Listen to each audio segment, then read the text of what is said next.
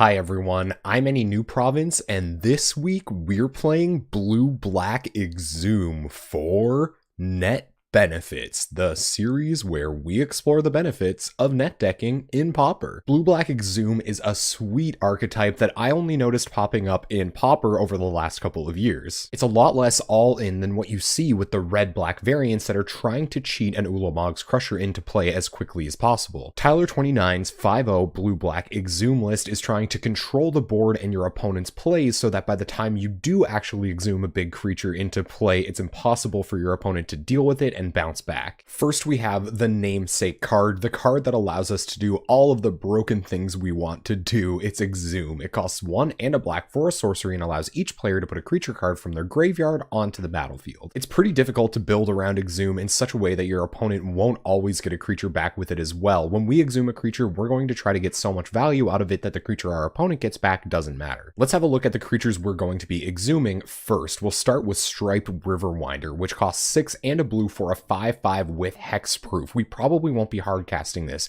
We're going to put it into our graveyard with its cycling ability, which costs 1 blue mana. It lets you draw a card too, and then we'll cast Exhume and cheat it into play. Hexproof creatures are really hard to deal with because your opponent can't target it with any of their spells or abilities. They usually need an Edict effect or enough creatures to block and kill Striped Riverwinder. We have so many counter spells and removal spells, this almost will never be an issue for us. Next is Mulldrifter, which also puts itself in the graveyard. It costs 4 and a blue for a 2/2 flyer, and when it enters the battlefield, it draws you 2 cards. You can also cast Mulldrifter for its evoke cost of 2 and a blue. You still get to draw the cards when it enters the battlefield, but it sacrifices itself. Mulldrifter is already one of my favorite Pauper cards to cast. However, I can already imagine those turns where we evoke Mulldrifter, exhume it right back out, draw 4 cards, have a 2/2 flyer. It's going to be awesome. Our last threat is Gurmag Angler. It costs 6 and a black for a 5/5 with Delve, which means you can exile cards from your graveyard to help pay for its generic mana cost. There's no way to get Gurmag Angler from our hand into our graveyard. However, we might be able to get it in there with some self-mill. Either way, it doesn't really matter. Hardcasting Gurmag Angler is just as good as exhuming it. Next, I'm going to talk about all the removal we're running so that our opponent's creatures can't team up and kill a Striped Riverwinder through blocking. First, we have Chainer's Edict. It costs 1 and a black for a sorcery and causes target player to sacrifice a creature. That's pretty good, but you can even cast it again out of your graveyard by flashing it back with 5 black. Next, we have Doomblade, one of the best catch-all removal spells in the format. It costs 1 and a black for an instant that destroys target non-black creature, no questions asked. We have 2 copies of Echoing Decay, which I'm very happy to have in the main board. It costs 1 and a black for an instant and gives target creature and all other creatures with the same name as that creature -2/-2 until end of turn. Echoing Decay is always an interesting card to play with because sometimes you want to hold on to it and get that juicy 2 for 1, but it's okay if it only trades with a single creature as well. Next up is Disfigure. For 1 black mana, you can cast it at instant speed to give target creature -2/-2 until end of turn. It's essential to have some Disfigures in the deck because there are Pauper decks that get off the ground so quickly that you have to kill something before you're dead. Our last piece of removal also acts as a boon for our Boggle Snake. It's Cartouche of Ambition. It costs 2 and a black for an aura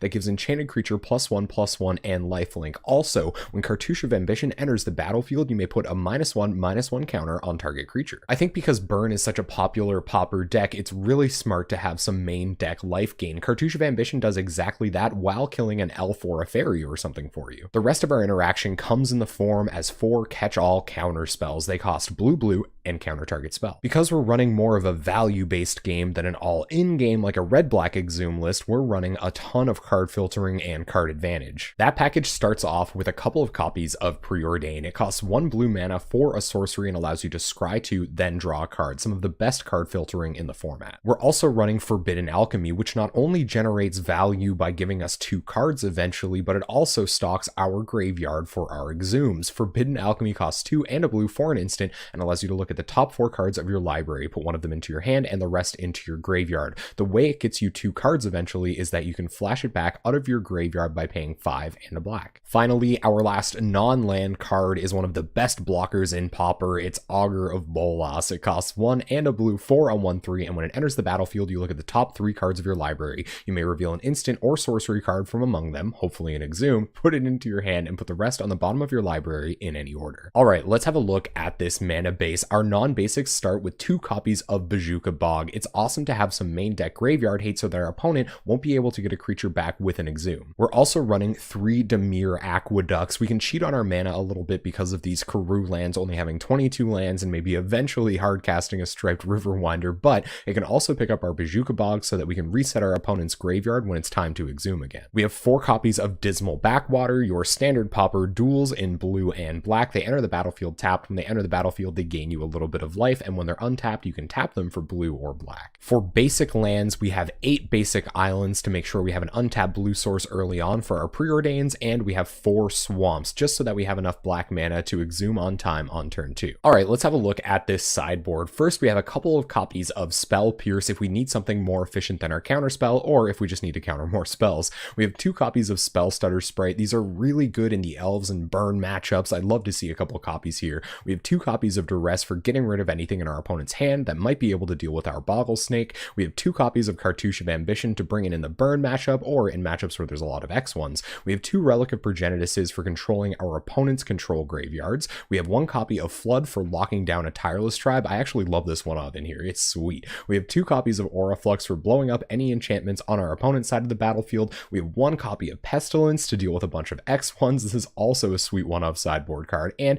we have a single copy of Stinkweed Imp to chump block huge creatures and keep coming back to chump block even more. And there you have it, Blue Black Exhume by Tyler29. Congratulations on your 5-0, Tyler. We're going to take this deck into a league at twitch.tv/AnyNewProvince this Wednesday night at 7 p.m. Atlantic time. We're there every Wednesday night playing competitive Pauper decks. Before I go, I just want to remind you that you can like the video or subscribe to the channel down below. I'd seriously appreciate it. It's a great way to let me know you've enjoyed everything, and it really encourages me to keep making great Pauper content. Thank you so much for watching. I hope you enjoyed this deck tech, and hopefully I'll see you on Wednesday night.